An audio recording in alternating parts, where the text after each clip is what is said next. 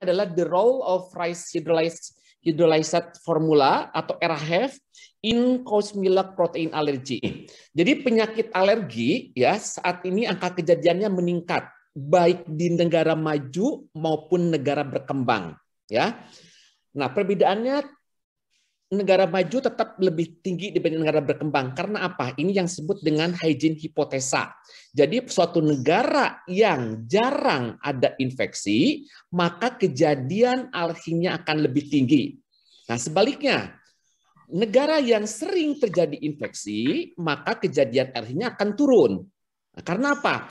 Kan alergi itu diperantarai oleh sel T helper 2. Alergi itu. Sedangkan infeksi diperantarai terutama oleh sel T helper 1.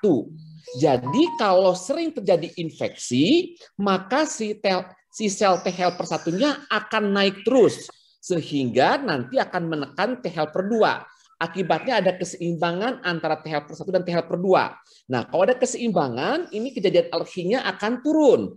Sebaliknya, pada negara yang jarang terinfeksi, maka T helper 1-nya jarang terangsang. Jadi akibatnya T helper 2 akan tetap tinggi. Inilah yang menyebabkan alerginya semakin tinggi dibandingkan negara-negara berkembang. Sebaliknya di suatu negara antara perkotaan dan pedesaan itu berbeda.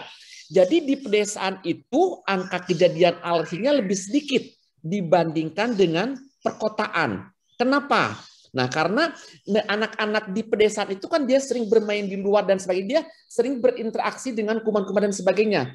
Akibatnya dia lebih terangsang T helper 1-nya semakin meningkat sehingga ada keseimbangan antara T helper 1 dan T helper 2. Tapi kalau anak-anak di kota itu kan jarang main keluar. Dia lebih banyak di rumah, ya udah gitu ya. Nah, kemudian juga kebanyakan kan anaknya juga hanya 1 atau 2. Jadi dia jarang terinfeksi. Akibatnya T helper 1-nya tidak meningkat. Ya, nah akibatnya tidak terjadi keseimbangan. T helper 2 tetap tinggi. Kalau T helper 2 tinggi, maka akan terjadi kejadian alergi. Nah, kalau alergi ini terjadi pada seorang anak, kita terlambat mendiagnosanya sehingga terlambat dalam melakukan tata laksana terhadap anak yang didiagnosa alergi dan tidak optimal, maka akan merugikan tumbuh kembang anak. Tapi kalau secepat atau sedini mungkin mendiagnosa sehingga kita dapat segera melakukan tata laksana anak tersebut secara optimal, maka tumbuh kembang anak tetap dapat normal. Nah, alergi sendiri ini hanya mengenai pada anak-anak yang mempunyai bakat alergi, ya. Jadi alergi ini terutama dapat menyerang pada anak-anak yang mempunyai bakat alergi yang kita sebut dengan atopi, yaitu bakat yang diturunkan oleh salah satu orang tuanya atau oleh kedua orang tuanya, ya. Berikutnya pada slide ini kita lihat ya. Nah, ini kejadian alergi. Menurut laporan WHO, World Allergy Organization, penduduk di dunia yang mengalami alergi seperti alergi makanan, dermatitis atopik, asma dan rinitis ini sebanyak 30-40%. Dari 30-40% ini sekitar 550 juta orang di dunia menderita alergi makanan. Salah satu dari alergi makanan itu adalah alergi terhadap protein susu sapi. Kejadian alergi susu sapi di Indonesia ini sekitar 0,5 sampai 7,5%. Nah, protein susu sapi sendiri merupakan makanan penyebab alergi yang terbesar kedua setelah telur pada anak-anak di Asia. Seperti dilaporkan di Rumah Sakit Cipto Mangunkusumo Jakarta tahun 2012 menunjukkan bahwa 31% pada anak-anak yang alergi ini dia hasilnya positif terhadap telur, sedangkan terhadap sapi 23,8%. Jadi di Asia maupun di Indonesia, alergi sapi itu merupakan kejadian kedua setelah alergi terhadap telur. Teman-teman semua, Bapak Ibu semua, Nah, ini kita lihat. Ini kejadian alergi di Indonesia kan tadi sekitar 0,5 sampai 7,5. Sedangkan yang dilaporkan oleh WHO, ini kejadian alergi anak-anak di dunia terhadap susu sapi, ini sekitar 1,9 sampai 4,9%. Jadi tidak jauh berbeda kejadiannya dengan di Indonesia. Nah, apa sih yang disebut dengan alergi susu sapi? Jadi alergi susu sapi itu adalah respon sistem imun atau respon sistem kekebalan tubuh kita yang tidak normal, yaitu berlebihan ya dalam hal mengenali protein susu sapi yang sebenarnya tidak berbahaya bagi orang lain. Tapi pada anak-anak ini protein susu sapi ini dia menimbulkan berbagai penyakit. Padahal pada anak-anak yang lain dia tidak berbahaya, malah menguntungkan sebagai nutrisi. Nah, hal ini sering terjadi pada anak-anak yang mempunyai bakat alergi yang kita sebut dengan atopi. Nah, Ibu Bapak yang saya hormati, ini saya akan memperkenalkan dulu istilah-istilah, tapi ini mudah dipahami kok ya. Teman-teman atau ibu-ibu semua, Bapak Ibu, ini apa yang disebut dengan sensitisasi. Nah, jadi sensitivitas itulah pembentukan imunoglobulin E terhadap suatu rangsangan tertentu dengan ditunjukkan oleh hasil skin prick test positif atau titer IgS spesifik yang positif. Inilah sensitisasi. Sedangkan hipersensitivitas, gejala atau tanda berulang yang bersifat objektif, diawali oleh pajanan tertentu pada dosis yang dapat ditoleransi pada individu normal. Nah, sedangkan alergi sendiri merupakan reaksi hipersensitivitas yang mekanismenya melalui mekanisme sistem imun, melalui mekanisme imunologis, bisa diperantarai oleh antibodi atau oleh sel-sel sistem imun. Nah, atopi tadi adalah anak-anak yang punya bakat timbul penyakit alergi, itu kecenderungan genetik pada individu atau keluarga untuk membentuk imunoglobulin E. Ya. Nah, berikutnya kita lihat pada slide berikut ini. Tadi saya udah, ini untuk lebih mudahnya. Jadi yang disebut dengan sensitisasi ini adalah orang yang pertama kali terpajan oleh suatu antigen, ini disebut dengan sensitisasi. Karena baru pertama kali di sini, dia sudah bisa mengaktifkan sistem imun, sistem kekebalan tubuh anak tersebut. Nah, ditandai dengan hasil tes alergi yang positif, dengan skin prick test atau dengan IgE-RAS atau IgS specific serum. Nah, pada sensitisasi ini belum ada reaksi klinis. Jadi belum ada manifestasi klinis. Pertama kali terpajan oleh alergen, sudah mengaktifkan sistem imun, ditandai dengan hasil tes alergi yang positif.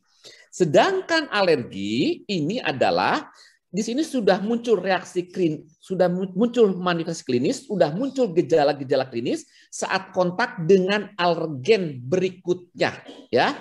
Dengan berikan berikutnya, yang kedua atau yang berikutnya, yang sama dengan alergen pada waktu sensitisasi. Jadi alergi ini selalu didahului dengan sensitisasi. Sedangkan atopi adalah kecenderungan reaksi alergi yang diperantarai oleh imunoglobulin E yang diturunkan. Oke. Bapak Ibu yang saya hormati, ini kita lihat, tadi saya bilang ada reaksi hipersensitivitas. Nah, reaksi hipersensitivitas itu bisa melalui reaksi imunologis, reaksi melalui sistem kekebalan, atau tidak melalui sistem imunologis. Yang disebut dengan alergi ini adalah reaksi hipersensitivitas yang diperantarai oleh mekanisme imunologis. Bisa tadi dengan antibodi atau dengan diperantarai oleh sel. Nanti ada yang IgE, ada yang non-IgE. Nah, atopi sendiri adalah tadi apa? Alergi yang bersifat keturunan. Kita lihat ya, yang diperantarai oleh imunoglobulin E. Bapak Ibu yang saya hormati, tadi kan kalau alergi itu didahului oleh sensitisasi. Baru timbul manifestasi alergi kalau terpajan oleh alergen yang sama dengan pada waktu sensitisasi. Jadi terpajan yang kedua kalinya atau yang berikutnya setelah terjadi sensitasi. Nah, manifestasi alergi ini memerlukan 3 fase, yaitu adanya pajanan. Ini pajanan pertama ya yang kita sebut dengan sensitisasi. Kalau terjadi pajanan berikutnya yang sama dengan pajanan pada waktu sensasi, maka akan muncul manifestasi klinis. Nah, tapi Bapak Ibu semua, ketiga fase ini akan terjadi apabila ada interaksi antara faktor genetik dan faktor lingkungan. Seperti diperlihatkan pada gambar berikut ini. Tadi saya sudah menyatakan, atopi ini adalah anak yang mempunyai bakat akan muncul alergi. Nih, seseorang dikatakan atopi, dia kan bersifat keturunan, ya yang punya bakat alergi. Nah, bersifat keturunan ini, anak atopi ini adalah bisa diperiksa dengan adanya kelainan di beberapa kromosom. Jadi kalau anak-anak ada di kelainan di beberapa kromosom, merupakan faktor genetik yang berhubungan dengan atopi, maka anak ini adalah atopi. Ya, tetapi anak-anak yang atopi ini belum tentu akan muncul penyakit alerginya. Ya, jadi kan tadi kan anak atopi ini punya bakat akan muncul penyakit alerginya yang diketahui adanya kelainan di beberapa kromosom. Ya, tetapi anak-anak yang atopi ini yang punya bakat alergi ini tidak selalu akan muncul penyakit alerginya. Dia akan muncul penyakit alerginya kalau ada interaksi dengan faktor lingkungan. Inilah faktor-faktor lingkungan yang akan mendukung anak-anak yang atopi akan muncul penyakit alerginya. Seperti sensitasi alergen, memiliki saudara kandung yang sedikit, kebersihan yang berlebihan, mendapat antibiotik pada 2 tahun pertama awal masa kehidupan yang tidak atas indikasi. Ya, nah kalau ada interaksi antara faktor genetik dan faktor lingkungan, ini anak yang atopi ini maka akan muncullah penyakit alerginya. Ya, yaitu yang diperantarai dengan oleh T helper 2, sel T helper 2 ini. Ya, nanti manifestasi alerginya di mana tergantung dari gangguan organ target. Bisa di saluran nafas, di kulit, atau saluran cerna. Ini pun ada pemicunya. Infeksi virus, paparan alergen ya, yang berikutnya asap rokok. Jadi inilah mekanisme anak atopi akan muncul penyakit alerginya, akan muncul manifestasi alerginya yang diperantarai T helper 2 kalau ada interaksi antara faktor genetik dan faktor lingkungan. Nah, ini tadi kan untuk menentukan faktor genetik harus diperiksa pada anak atopi ini dengan pemeriksaan kromosom.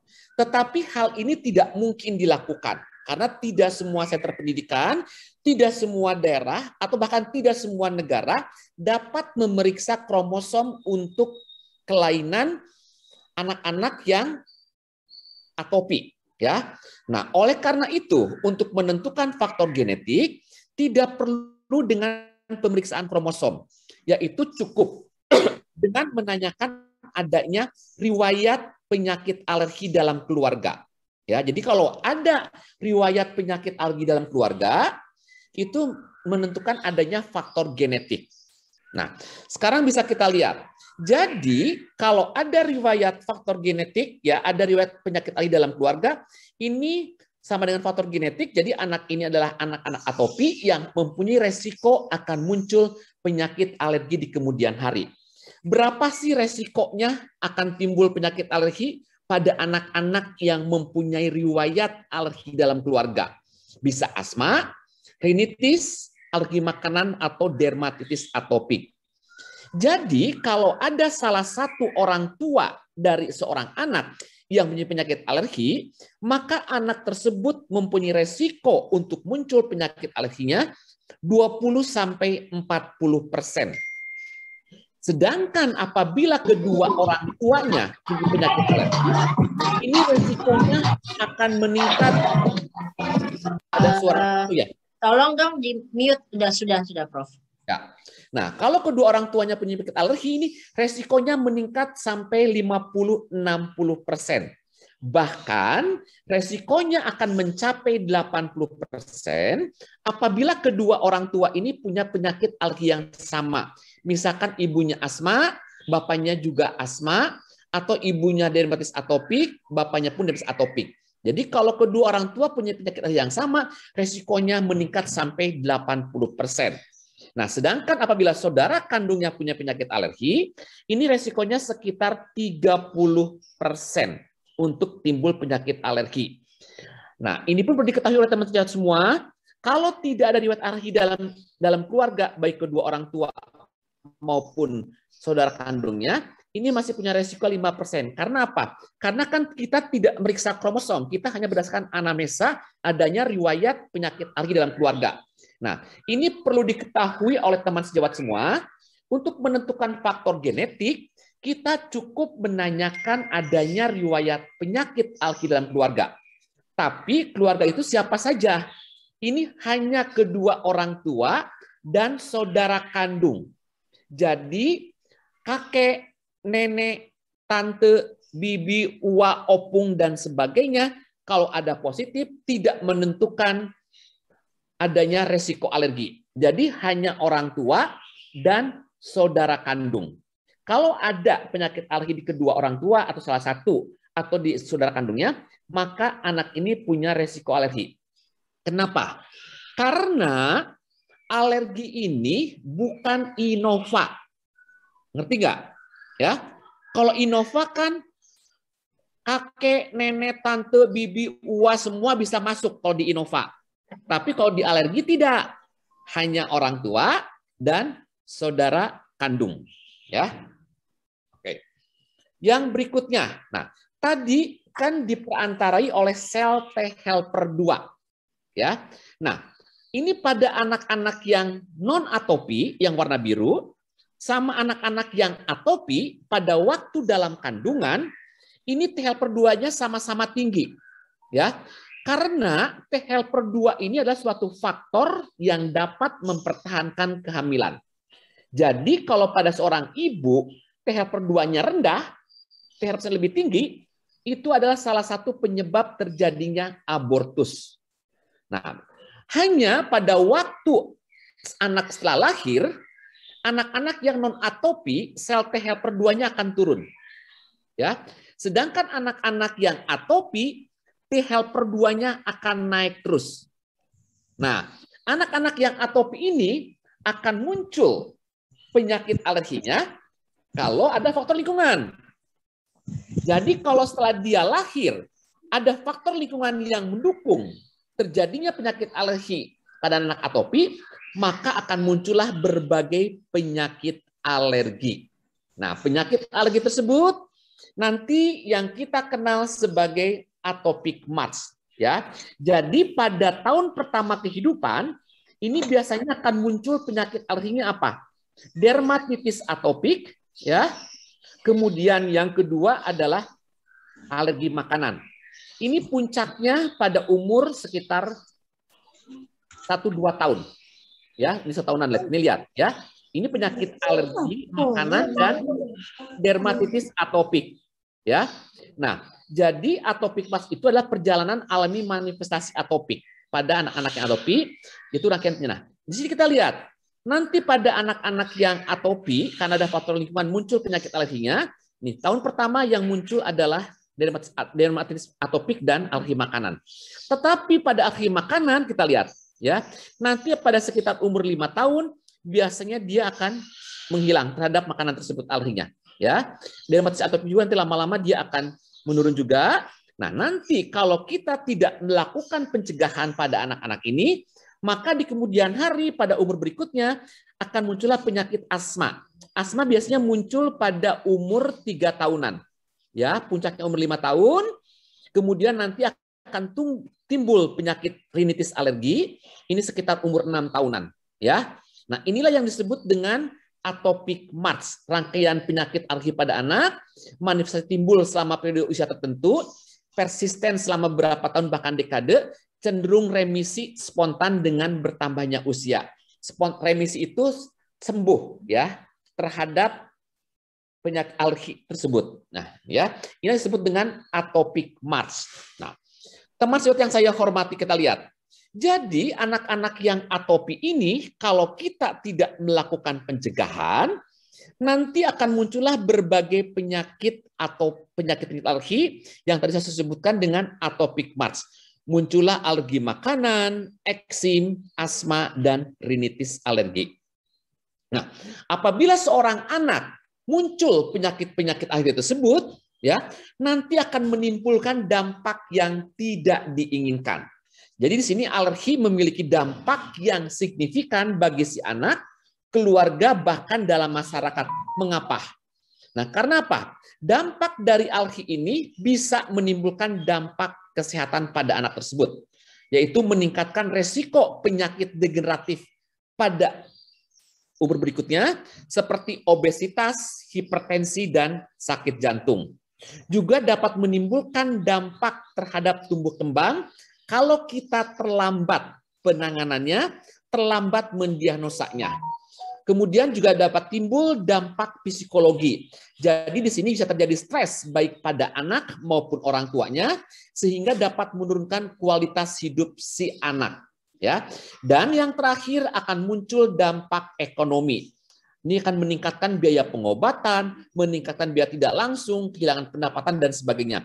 Seperti terlihat pada slide berikut ini. Jadi dampak ekonomi akibat dari penyakit alergi bisa dampak secara langsung maupun tidak langsung.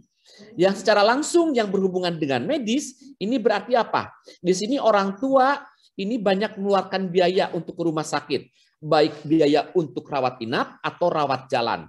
Ya, sehingga juga di sini mungkin banyak dengan dianya sering kambuh penyakit alerginya, dia perlu pengobatan, beli obat-obatan, perlu pemeriksaan lab. Jadi inilah dampak ekonomi ya yang berhubungan dengan biaya langsung dengan berhubungan dengan medis. Sedangkan biaya langsung yang tidak dengan non medis berarti apa di sini? Orang tua berarti harus bolak-balik menggunakan transportasi ke rumah sakit dan sebagainya, ini merupakan biaya juga. Atau mungkin juga di sini mungkin anaknya udah terdiagnosa, dia perlu diet khusus. Jadi inilah memerlukan biaya. Nah, sedangkan biaya tidak langsung, orang tua karena dia sering ngantar anaknya ke rumah sakit, berarti anaknya bolos. Apa orang tuanya sering bolos kerja. Atau kalau dia ada penghasilan di rumah, misalkan dia misalkan dia ada bisa bikin makanan di rumah dan sebagainya, karena dia sering bolos, berarti sering ngantar anaknya ke rumah sakit, sehingga penghasilan akan berkurang dan anaknya pun sering bolos kerja, sering bolos masuk sekolah. Jadi inilah dampak ekonomi akibat penyakit-penyakit alergi yang muncul pada anak-anak yang atopi apabila kita tidak melakukan pencegahan. Nah, sekarang saya akan baru bicara masuk mengenai alergi sapi ya. Jadi alergi sapi itu merupakan reaksi yang tidak diinginkan terhadap protein susu sapi melalui mekanisme imunologis, mekanisme sistem kekebalan tubuh kita. Alergi sapi dapat diperantarai IgE dan tidak diperantarai IgE. Kejadiannya tadi sudah menyampaikan sekitar 0,5 sampai 7,5%. Ini kejadian berkurang dengan bertambahnya usia. Jadi terjadi remisi. Manifestasi terbanyak pada anak-anak alergi sapi adalah kelainan di kulit, yaitu berupa dermatitis atopik sebesar 40,3%. Jadi alergi sapi ini manifestasinya bisa di 3 organ. Bisa di kulit, saluran nafas, saluran cerna, dan bisa secara sistemik yang akan menimbulkan anafilaksis. Seperti terlihat pada slide berikut ini. Ini manifestasi yang bisa timbul pada saluran cerna, kemudian saluran nafas, dan pada kulit. Ini kulit yang paling besar, itu 40,3% dibandingkan dengan organ-organ di saluran cerna maupun di saluran nafas. Kita untuk mendiagnosis dari alergi sapi ini, yang paling penting lebih dari 90% berdasarkan anamnesis. Di sini kita sudah melakukan anamnesis terhadap orang tua secara terperinci dan akurat. Itu kita bisa memprediksi apakah ini alergi sapi atau bukan, dan bahkan kita bisa memprediksi ini pemicunya apa. Nah, setelah kita melakukan anamnesis, kita melakukan pemeriksaan fisik. Tadi pemeriksaan fisik yang harus diperhatikan kan bisa manifestasinya di kulit, saluran nafas, atau saluran cerna, atau ada gejala-gejala sistemik. Nah, setelah kita melakukan anamnesis dan pemeriksaan fisik, bisa dibantu dengan pemeriksaan tes alergi, ya, uji alergi. Ini bisa menggunakan skin prick test atau uji tusuk kulit, atau dengan pemeriksaan IgE serum spesifik atau IgE-RAS.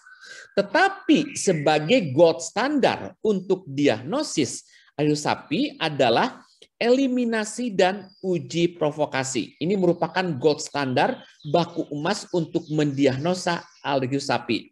Untuk uji provokasinya bisa dengan open challenge, yaitu uji provokasi terbuka, atau dengan double blind placebo control food challenge.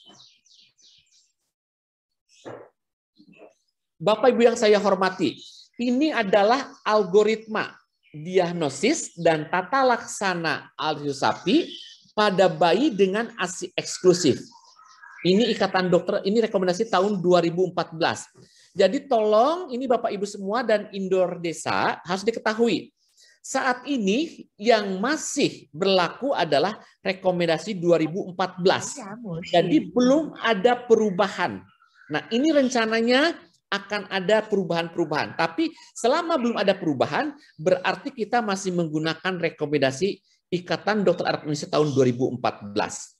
Nah, ini bagaimana rekomendasinya ya untuk diagnosis dan pelaksanaan sapi pada bayi dengan ASI eksklusif. Jadi, ini pun perlu diperhatikan oleh Bapak Ibu semua. Pada bayi yang mendapat ASI eksklusif, ini masih mungkin terjadi alergi sapi. Karena ini ada protein susu sapi yang dikonsumsi oleh ibunya pada waktu menyusui. Jadi ibunya mengkonsumsi makanan minuman yang mengandung protein sapi, masuk ke dalam ASI dan nanti ASI-nya akan diisap oleh bayi yang mengandung protein sapi sehingga dapat menimbulkan alergi susu sapi. Ya, bagaimana cara mendiagnosis dan tata laksana susu sapi? Ini sangat penting untuk diketahui oleh bapak-bapak ibu dari Indor Desa. Nanti di sini lihat ada tidak ya rice hidrolisat dari hidrolisat formula ya. Nah, kita lihat di sini. Ini yang tahun 2014 ya.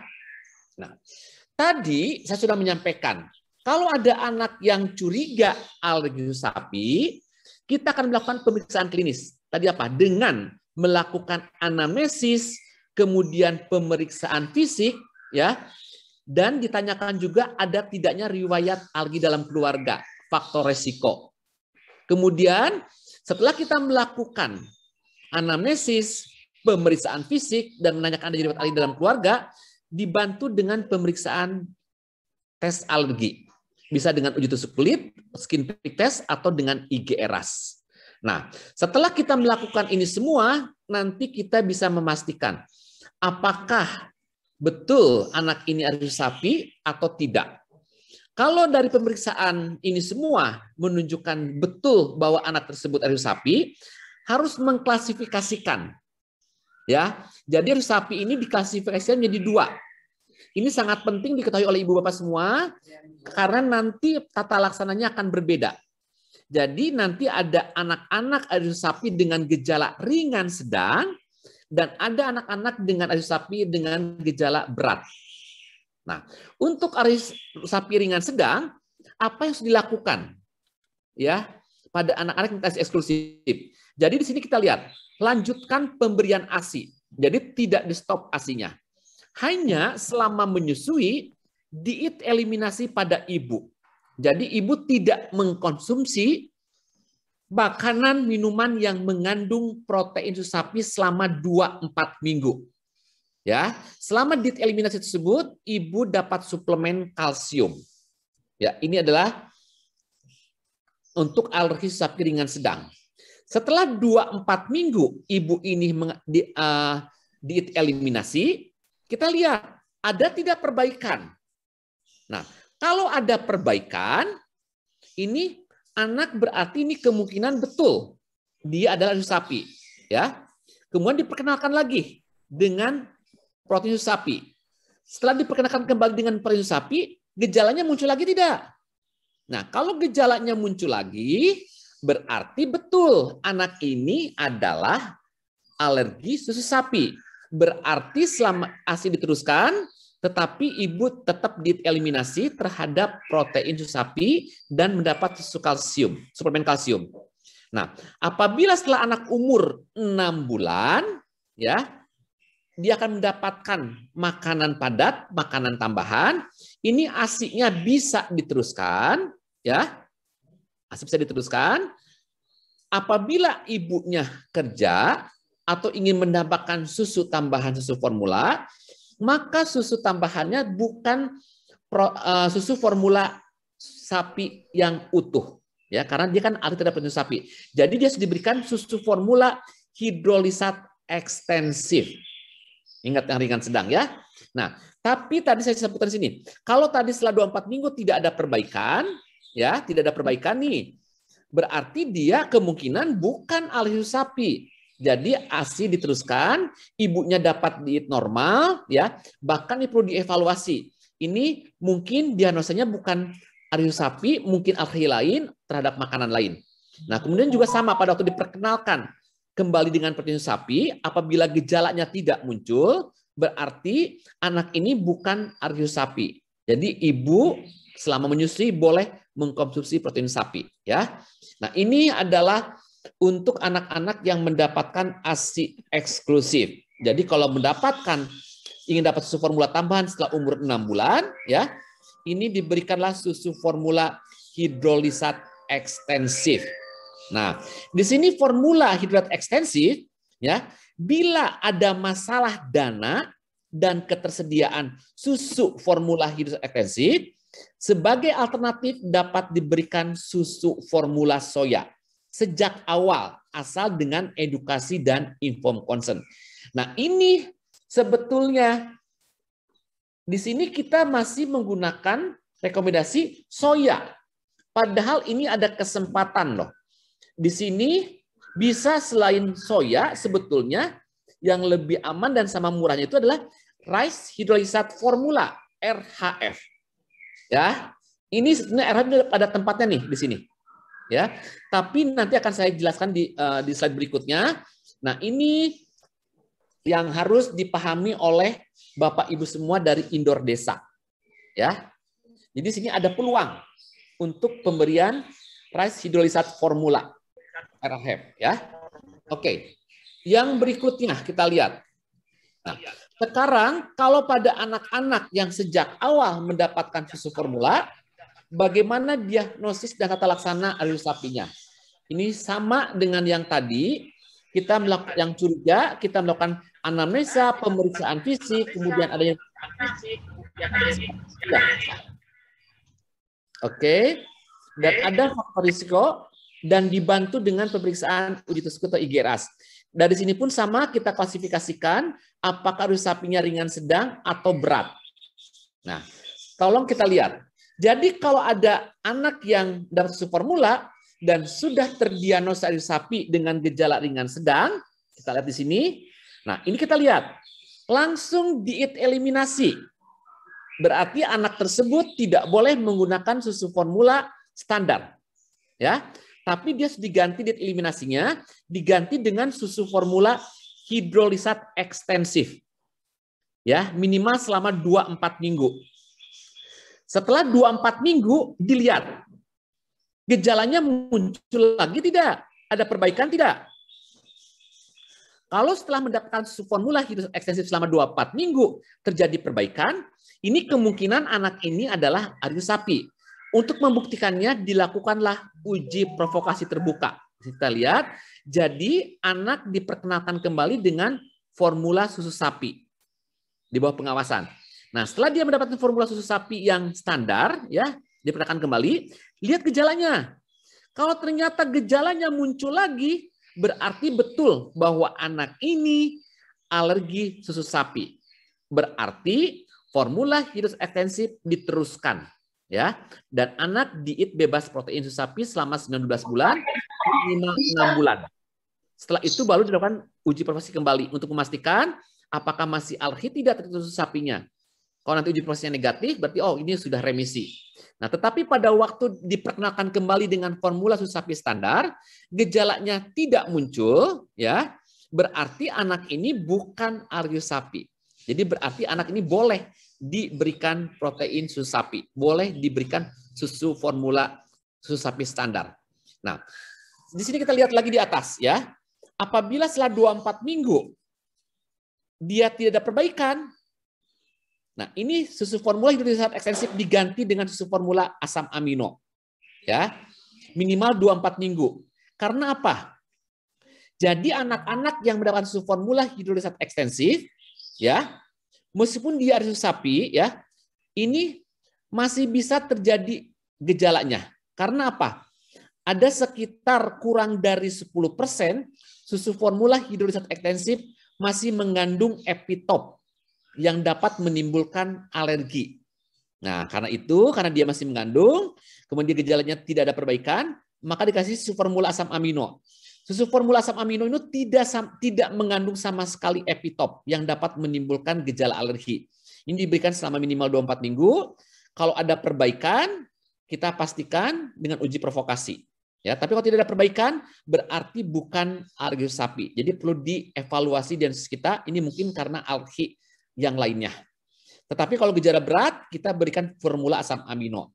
Nah, di sini kita lihat, sama, bila ada masalah dana dan ketersediaan susu sapi, susu formula hidrolisator ekstensif, maka sebagai alternatif boleh diberikan susu formula soya, kedelai, sejak awal, dengan edukasi dan informasi. Jadi di sini, pada susu sapi ringan sedang, ini juga ada peluang untuk pemberian susu formula dari beras. Jadi ada peluang pemberian rice hidrolisat formula pada yang ari ringan sedang, ya. Nah, nanti kita lihat dibandingkan mana sih apa sih kelebihan kalau diberikan rice hidrolisat formula, ya. Nah, tadi saya selalu bilang ada klasifikasi ari sapi dengan ringan sedang dan berat. Jadi dikatakan ari sapi ringan sedang apabila ditemukan satu atau gejala di bawah ini, yaitu adanya regurgitasi berulang, ini gumoh, muntah, diare, konstipasi, darah pada tinja. Adanya anemia divisi besi, dermatitis atopik angioedem, ini yang disebut dengan urtikaria, ini yang disebut dengan eksim, divisi atopik, urtikaria angioedem yang kita sebut dengan biduran atau kaligata. Kemudian pilek, batu konik berulang, dan yang paling sering dikeluhkan oleh ibu-ibu adalah adanya kolik persisten, ya. Itu bisa, ini paling sering dikeluhkan oleh ibu-ibunya. Itu dia, anak itu nangis karena perutnya kolik mules. Ini dibilang kolik persisten apabila kejadiannya lebih dari 3 jam per hari per minggu selama lebih dari 3 minggu. Nah, jadi kalau ditemukan salah satu gejala dari ini adalah alergi susu sapi dengan gejala ringan sedang. Sedangkan alergi susu sapi berat apabila ditemukan salah satu gejala di bawah ini. Anaknya gagal tumbuh karena diare dan atau regurgitasi, muntah dan atau anak tidak mau makan. Terjadi anemia besi berat karena kehilangan darah di tinja yang banyak. Terjadi enteropati karena kehilangan protein. Kolitis ulcerativa kronik. Kemudian dermatitis atopik atau eksim yang berat. Terjadi laringoidem akut sehingga anak dan atau obstruksi bronchus dengan kesulitan bernafas, dan kalau adanya shock anafilaksis, ini gejala sistemik dari alergi susu sapi. Nah, ini jadi untuk singkatnya, tata laksana alergi susu sapi berdasarkan rekomendasi Ikatan Dokter Indonesia tahun 2014, ya. Ini kita lihat.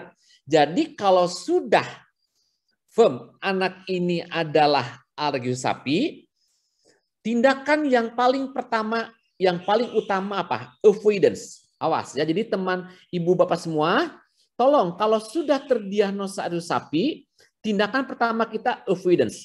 Itu penghindaran protein susu sapi dan turunan serta produk-produk yang mengandung protein susu sapi. Ya. Sedangkan gejala yang muncul seperti misalkan asma, rinitis, alergi atau eksim diobati sesuai dengan manifestasi klinik atau penyakit yang muncul. Nah, karena dia avoidance terhadap protein susu sapi, harus menghindari protein susu sapi beserta turunan dan produknya, maka nutrisi apa yang harus diberikan? Pilihan pertama adalah ASI. Ya, ASI merupakan nutrisi terbaik dibandingkan susu sehebat semahal formula apapun. Ini ASI adalah yang pilihan pertama. Ya, hanya nanti selama menyusui ibunya pantang makan minum yang mengandung protein susu sapi dan turunannya dan produk-produk yang mengandung protein susu sapi. Nah, bagaimana nih kalau seorang anak yang sudah didiagnosa ARS sapi, ya, tetapi anak ini tidak beruntung karena alasan medis dia tidak bisa mendapatkan ASI. Berarti harus diganti dengan formula. Nah, formula apa yang harus diberikan?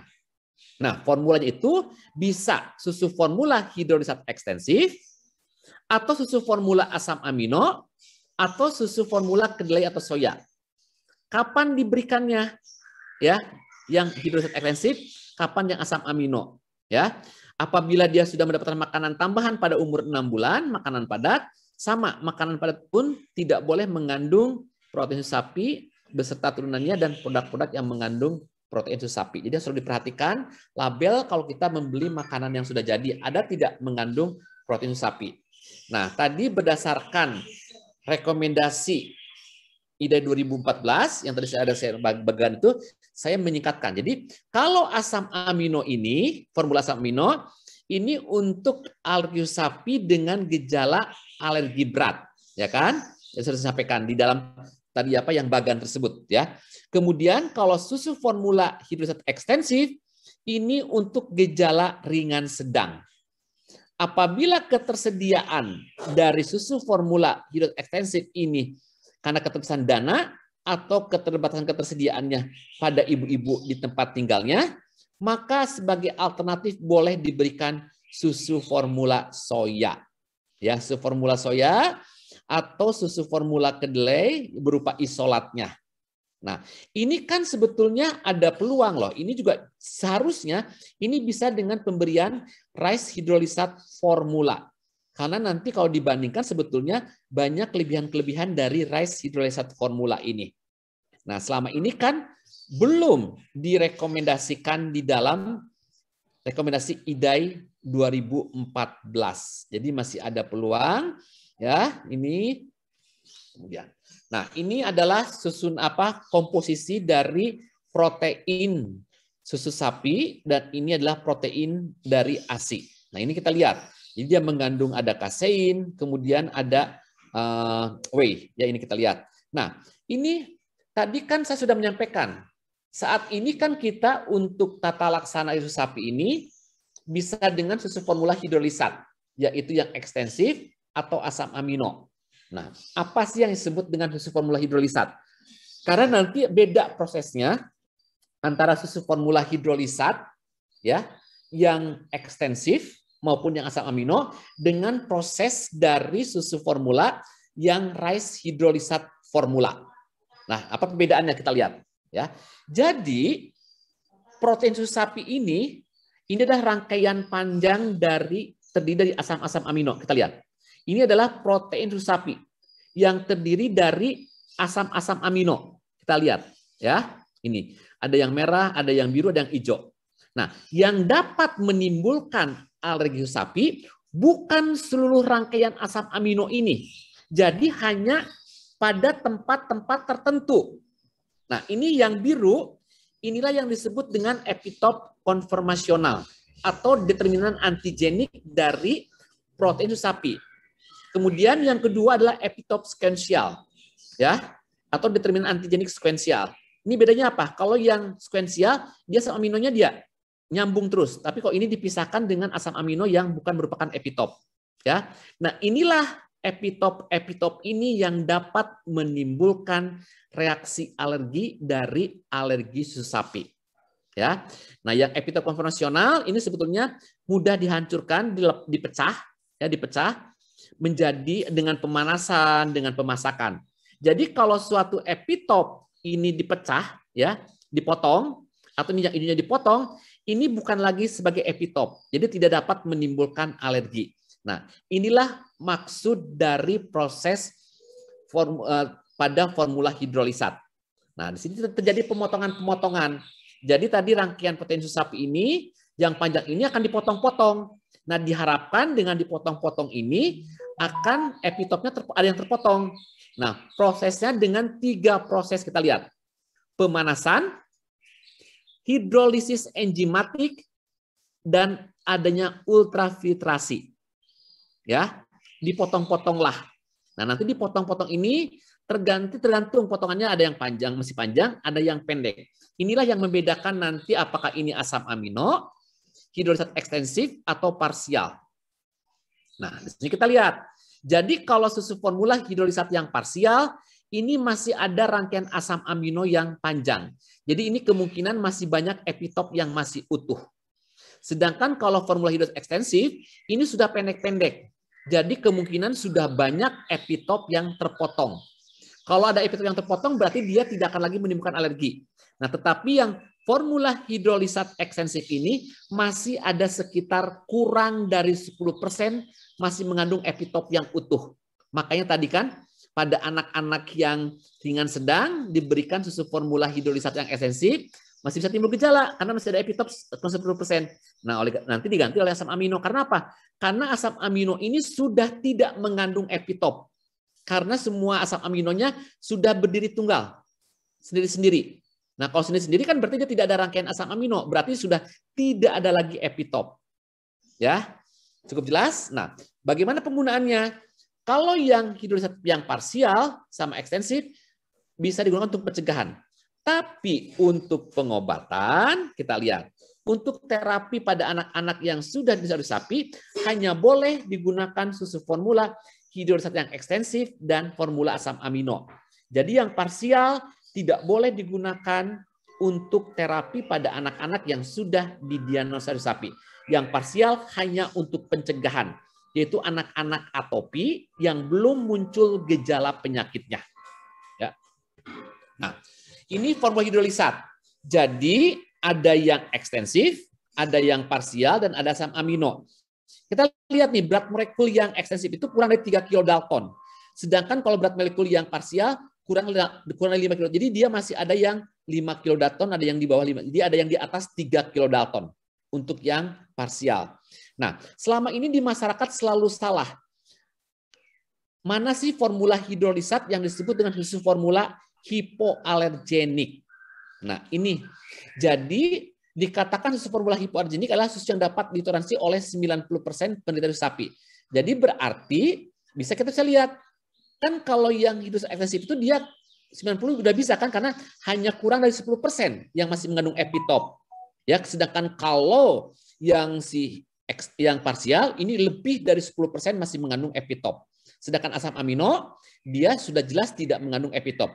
Jadi yang disebut dengan susu formula hipoalergenik ini adalah hanya susu formula hidrolisat yang ekstensif, ya karena dia berat molekulnya kurang 3 dalton, dan susu formula asam amino.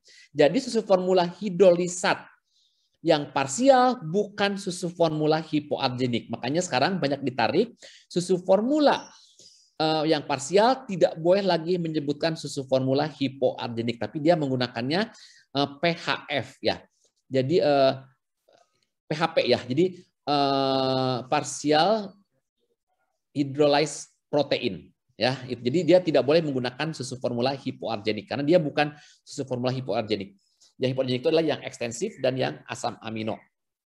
Nah, ini bisa kita lihat pada slide berikutnya ya. Nah, bagaimana nih rice hidrolisat formula? Bisa nggak dijadikan alternatif untuk penanganan alergi sapi, complex protein allergy? Ya, bisa tidak? Nah, ini kita lihat di sini. Ini tadi kan kalau pada susu formula hidrolisat ada 3 proses, yaitu pemanasan, ya, kemudian hidrolisis dengan enzim dan ultrafiltrasi. Nah, itu adalah susu formula hidrolisat dari protein susu sapi. Nah, sedangkan kalau kita mengambil dari beras, ini sebenarnya beras ya, ini kita beras. Nah, beras itu mengandung protein. Beras ini diekstraksi sehingga akan menjadi protein, ya. Tapi ini proteinnya tidak larut dalam air. Nah, kan tidak dalam air, maka dilakukan hidrolisis. Nah, dengan hidrolisis ini, maka protein yang sudah terbentuk dia akan larut dalam air. Ini 2 proses, ekstraksi dan hidrolisis.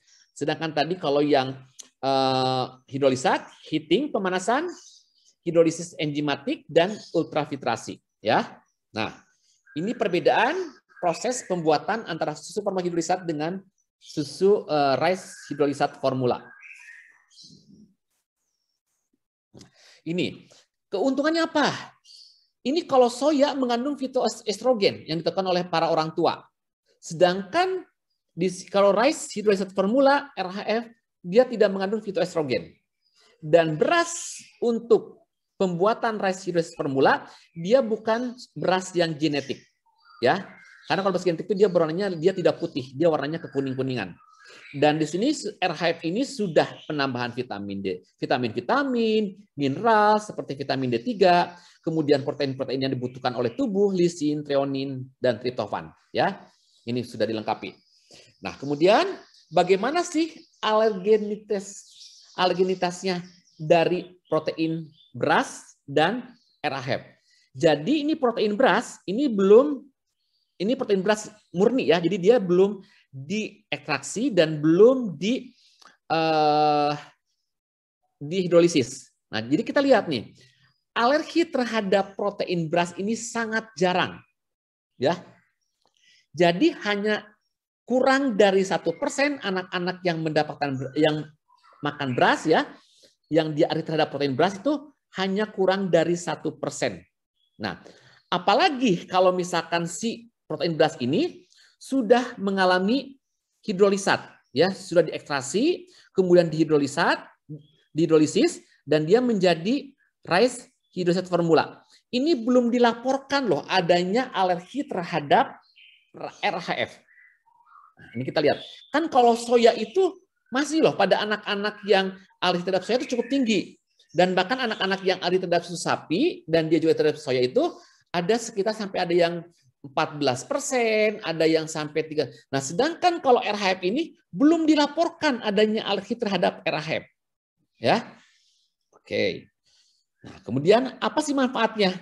Jadi si RHF ini dia sangat efektif untuk pengobatan sebagai nutrisi pada tata laksana alergi sapi. Ini dibuktikan dengan apa? Berdasarkan penelitian Siviochi, di sini apa? Ini ternyata hasil skin prick testnya rendah, yang positifnya.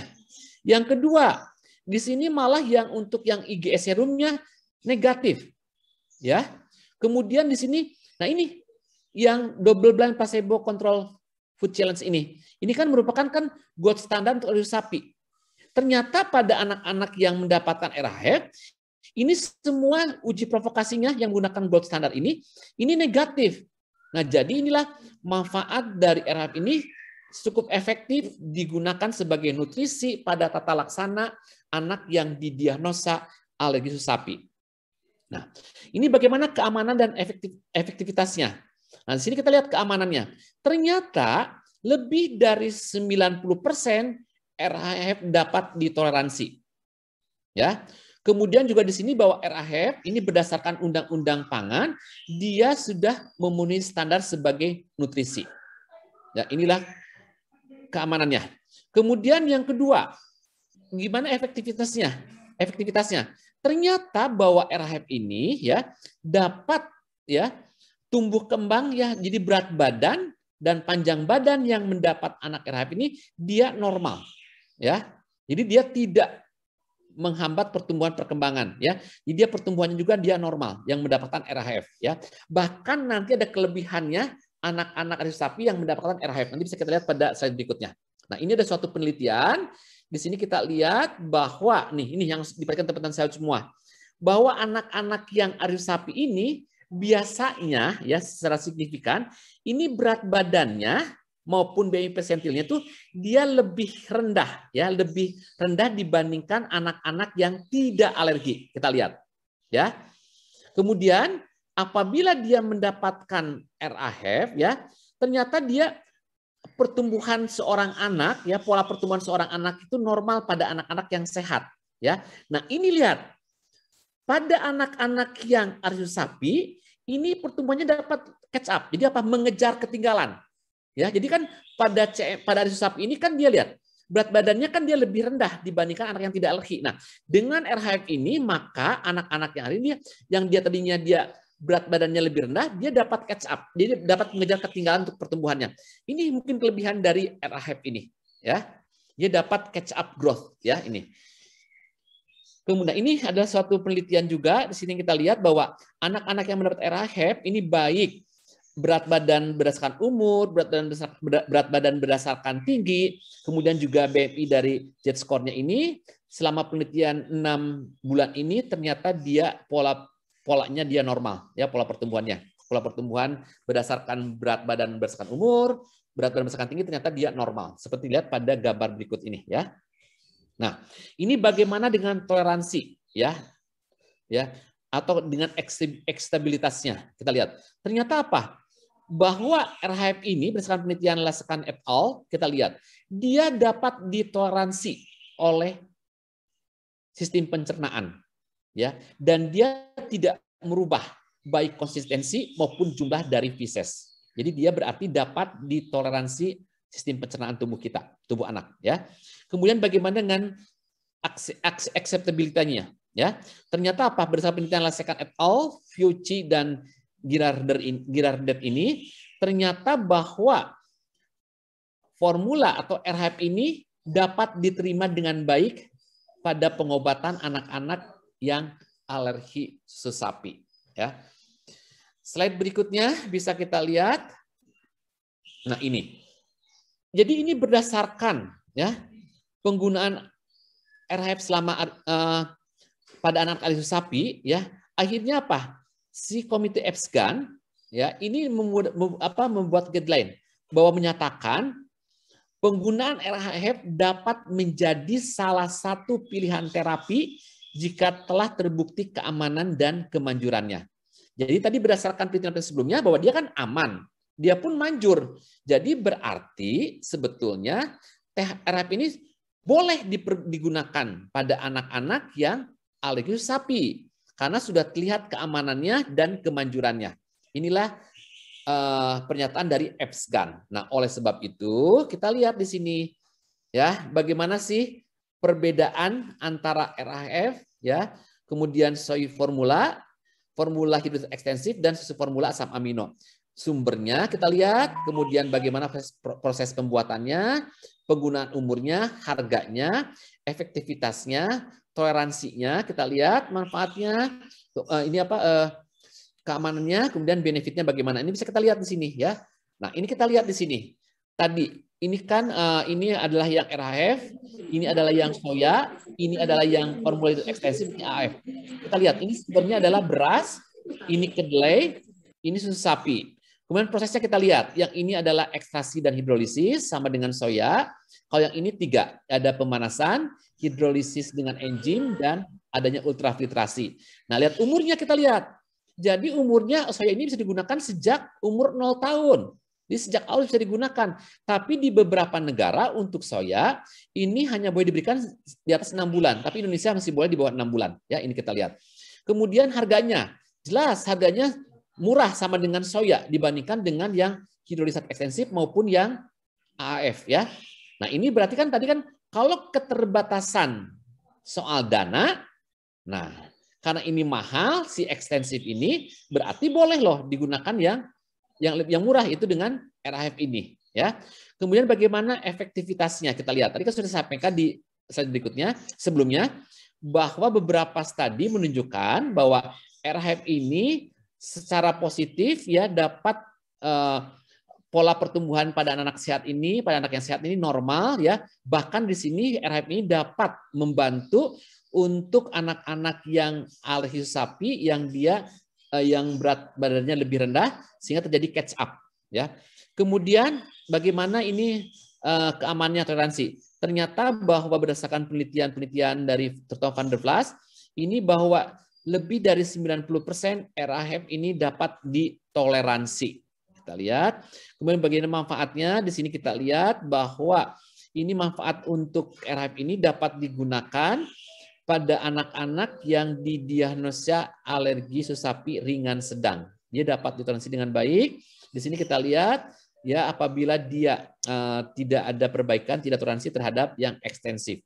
Nah, jadi inilah kita lihat, makanya karena ketersediaan saat ini lebih banyak di Eropa, kita lihat nih, ini berdasarkan Drachma, ya, ini berdasarkan Drachma loh, ini suatu asosiasi untuk anak-anak alergi. Lihat Drachma. Lihat Drachma itu, lihat ini ada penyakit anafilaksis yang berupa anafilaksis karena alergi sapi, ada immediate gastrointestinal allergy, ada atopic dermatitis, ada ini ada VS ya, severe enteropati, kemudian ada alergi eosinophil esophagitis, kemudian ada gangguan pada saluran nafas, gangguan pada gejala-gejala pada kulit ya. Pada kulit ini kita lihat di sini. Di sini lihat coba. Drachma itu malah si RHF ini pilihan pertama loh. Ya, lihat semua pilihan pertama kecuali untuk anafilaksis dan untuk yang alergik eosinophilic esophagis ya. Jadi di sini semua pilihan pertama loh, bisa digunakan pada pilihan pertama RHF. Kalau nggak ekstensif, RHF. Kalau nggak ekstensif, dia RHF. Jadi dia memang sejak awal sebetulnya kalau Drachma itu boleh digunakan. Kalau dia gejalanya ringan sedang, dari sejak awal di sini malah menganjurkan formula hidrolizat ekstensif itu bisa diganti dengan rice hidrolizat formula. Itu rekomendasi Drachma. Ya, itu boleh digunakan. Nah, ini. Nah, sedangkan kalau yang kedua ini kita lihat ya. Ini yang kedua ini yang EAKI ya dengan ini. Kita lihat di sini F-scan ya. Ini kita lihat. Di sini pun sama RHF di apa semua pilihan. Tapi di sini kan pilihan kedua. Jadi dia itu bisa menggantikan pilihan pertamanya dia menggunakan formula hidrolizat ekstensif ya. Kalau dia masalah dana ketersediaan baru boleh menggunakan RHF ya. Tapi lihat soya. Soya ini kebanyakan di beberapa negara kalau diberikan di atas 6 bulan. Sedangkan tadi kalau RHF dari 0 sudah boleh ya. Dan di sini boleh juga dengan menggunakan formula asam amino. Tapi kan ini kan mahal. Tadi kan kebanyakan kan masalah dana. Jadi sebetulnya di sini kita lihat kalau formula hidrolizat ekstensif tidak bisa, pilihan keduanya RHF. Kita lihat sini semua ya. Tapi kalau yang AHP ini Amerika tidak, belum ada RHF. Mungkin juga karena dia tidak ada nih ketersediaan untuk yang RHF di Amerika ini ya. Nah, ini jadi bisa kita di sini sebetulnya peluang dari hidrolizat formula ini cukup besar loh kalau kita melihat dari Drachma, dari malah dia sejak awal sudah boleh. Jadi kalau ringan sedang bukan menggunakan formula hidrolizat ekstensif tapi langsung RHF. Berdasarkan Drachma ya. Nah, sedangkan berdasarkan yang ini kita lihat ini kan hanya dia pilihan kedua. Jadi kalau misalkan ada masalah ketersediaan dana, ketersediaan dari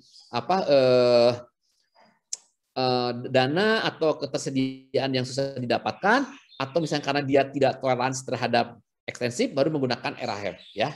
Nah, ini. Jadi ini yang saya ingin menunjukkan bahwa kelebihan-kelebihan dari RHF dan dia memang sudah pada tempatnya. Nah, ini juga mungkin nanti ada perubahan-perubahan rekomendasi dari IDAI setelah melihat ini semua ya. Oke. Nah, ini kita lihat. Nah, jadi ini adalah sebetulnya anak-anak yang ada sapi ini dapat mengalami remisi dengan bertambahnya umur. Dia pada umur 1 tahun biasanya akan mengalami remisi sekitar 40-50%, sedangkan kalau 2 tahun 60-75%, sedangkan 3 tahun 85-90%. Dan biasanya kalau 5 tahun biasanya dia sudah hampir 100% dia mengalami remisi. Ya, jadi kesimpulannya adalah pengobatan tata laksana alergi sapi yang utama adalah hindari protein susu sapi beserta turunannya dan produk-produk yang mengandung protein susu sapi. Ini loh, jadi jangan lupa inilah tata laksana pengobatan utama. Yang pertama alergi sapi avoid ya. Kemudian yang kedua, di sini kita lihat bahwa RHF, rice hidrolizat formula ini dapat sebagai alternatif ya untuk pengobatan ya, untuk nutrisi pada anak-anak yang didiagnosis alergi sapi dengan gejala ringan sedang. Kemudian sudah jelas bahwa rice hidrolizat formula ini dia bermanfaat tadi untuk pengobatan alergi sapi, kemudian dia cukup aman, efektif dan dapat ditoleransi dengan baik. Ya.